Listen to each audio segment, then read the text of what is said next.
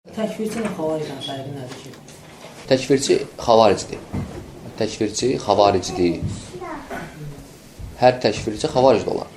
Yəni xavaricdə böyük günah sahibi kafir sayılır axı. Təkfirçi nədir? Böyük günah sahibini müsəlmanları təkfir edir. Deyirsən kafirsən. Bizdə dedik ki, xavariclər böyük günah sahiblərini təkfir edirlər. Deməlidir. Yəni nəticə bu olur ki, təkfirçilər xavaricdir. Yəni bir söz edeyim, xavaricin buynuzu olmur, qardaşlar. Deyim ki, nəsə ki, buynuzu olur, yox. Xavariclər doludur bizdə. Xavariclər bizdə doludur. Yəni, kim ki, böyük günah sahibini təkfir edirsə, xavaricdir. Mən şəxsən nə qədər şahid olmuşam.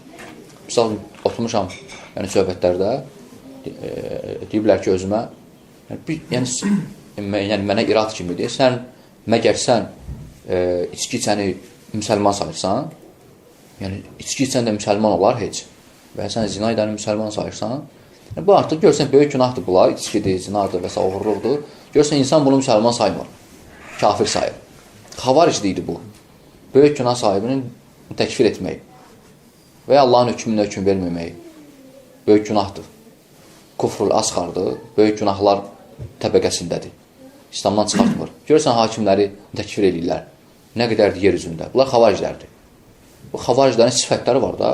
Xavariclərin sifətləri var. Baxırsan ki, sifətlərinə bizim, yəni bizdə də var. Əgər xavariclər, yəni xavarici buynuzu olmur. Sifətlərə baxırsan ki, yəni bunlarda var, artıq görürsən ki, xavaricdir. Həmçinin başqa firqələrin də sifətləri var. İxlasla.com saytı tərəfindən təqdim olundu.